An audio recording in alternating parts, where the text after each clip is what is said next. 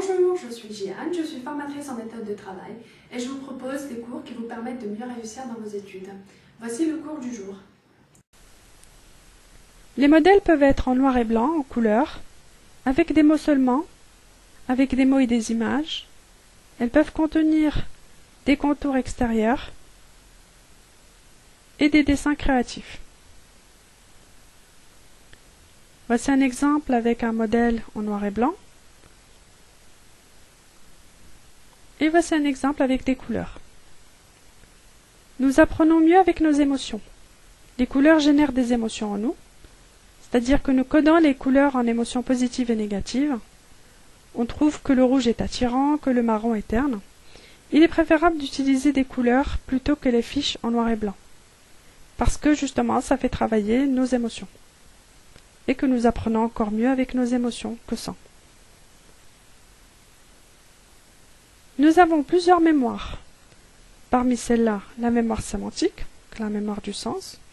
Quand vous apprenez des mots ou des phrases, elles ont un sens pour vous. La mémoire iconique, c'est la mémoire des images. La mémoire visuospatiale, c'est la mémoire de l'orientation dans l'espace. C'est-à-dire que là, on a une information qui se trouve en haut, une information qui se trouve en bas. La mémoire lexicale, c'est quand vous apprenez un mot du lexique sans en comprendre le sens. Vous pouvez apprendre un mot en langue étrangère, mais ne pas savoir qu'est-ce qu'il veut dire. Quand vous utilisez des fiches résumées avec des mots seulement, vous utilisez votre mémoire lexicale et votre mémoire sémantique. La mémoire lexicale, c'est le mot, même sans en comprendre le sens. Et la mémoire sémantique, c'est la mémoire du sens. Donc vous apprenez le mot et vous apprenez également sa signification.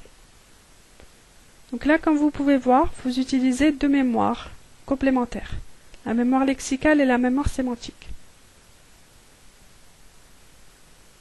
Quand vous utilisez des fiches résumées avec des images et des mots, vous utilisez les deux mémoires précédentes, donc la mémoire lexicale et sémantique, et vous rajoutez la mémoire des images, la mémoire iconique. Donc vous utilisez trois mémoires, et ces trois mémoires se complètent. Vous pouvez également utiliser des contours extérieurs. Quand vous dessinez des contours sous forme d'un dessin qui vous est familier, vous utilisez la même mémoire précédente, la mémoire iconique. Donc là, nous avons utilisé une forme de papillon. Cela permet de se souvenir de la forme du papillon, et en se souvenant de la forme du papillon, on arrive à se souvenir du contenu de la fiche résumée. Et c'est exactement le but. Cela permet aussi de ne pas se mélanger entre les différentes fiches qu'on a faites. Imaginez que vous faites une fiche sur les neurones du cerveau, qui est avec des contours de papillon. Vous n'allez pas la mélanger avec la fiche que vous avez faite sur le corps humain, qui est sous la forme de cheval.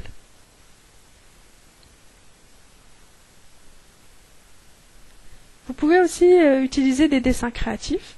C'est surtout fait pour les personnes qui ont un cerveau droit, une utilisation du cerveau droit très développée, qui utilisent beaucoup la créativité, le dessin, les images, les couleurs. Quand vous faites des dessins créatifs, vous utilisez votre mémoire iconique et la mémoire des émotions. Quand vous faites des dessins qui vous plaisent, avec des couleurs qui reflètent ou votre humeur du moment, ou ce que vous inspire ce cours à résumer, vous utilisez votre mémoire des émotions. Et cette mémoire est très efficace. Vous utilisez aussi une belle orientation dans l'espace. Vous utilisez la mémoire visuospatiale, c'est-à-dire que vous arrivez à vous souvenir que pouvoir se trouve de ce côté, que Superman se trouve vers le bas. Vous arrivez à mieux vous souvenir de l'information parce que vous arrivez à la situer dans l'espace. Pour cela, utilisez beaucoup les dessins créatifs si ça vous permet de mieux mémoriser l'information.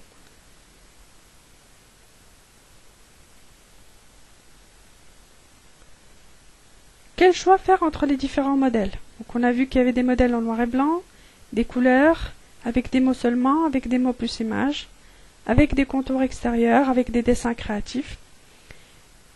Je vous donne un conseil, utilisez le maximum de mémoires en même temps.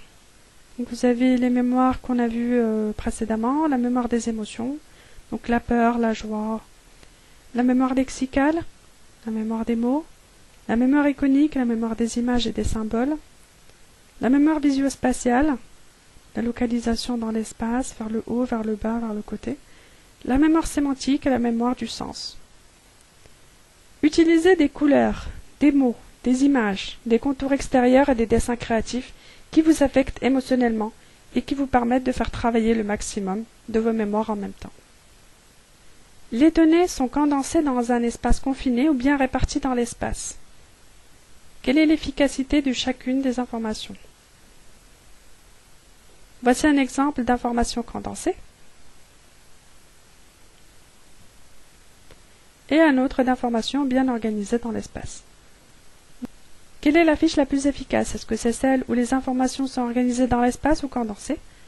C'est ce que nous allons vérifier tout de suite. Le cerveau aime la clarté et la simplicité. Utilisez des fiches résumées où les informations sont claires et bien réparties dans l'espace. Vous pouvez utiliser la mémoire visuospatiale et utiliser des mots-clés. Les modèles peuvent contenir peu de données ou beaucoup d'informations. Voici un schéma centré avec peu d'informations. Là, on a 6 mots-clés. 1, 2, 3, jusqu'à 6.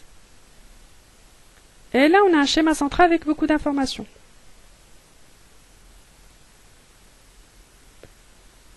Il est préférable d'utiliser des fiches résumées linéaires quand il s'agit d'apprendre beaucoup de données, développer beaucoup d'idées, et utiliser les fiches résumées schéma centré quand il s'agit d'apprendre des cours avec peu de mots-clés et de synthétiser les données. L'avantage, c'est qu'en alternant l'utilisation des fiches résumées linéaires et schéma centré, vous faites travailler alternativement vos cerveaux différents, donc les deux cerveaux. Le cerveau droit quand vous faites le schéma centré, c'est-à-dire que vous utilisez la mémoire de l'espace, de l'imagination, de l'association des idées, et le cerveau gauche quand vous faites la fiche linéaire, le déroulement dans le temps, beaucoup d'informations. Donc quand vous avez beaucoup d'informations, utilisez de préférence les fiches résumées linéaires, et quand vous avez peu d'informations à compiler, utilisez les fiches résumées schéma centré.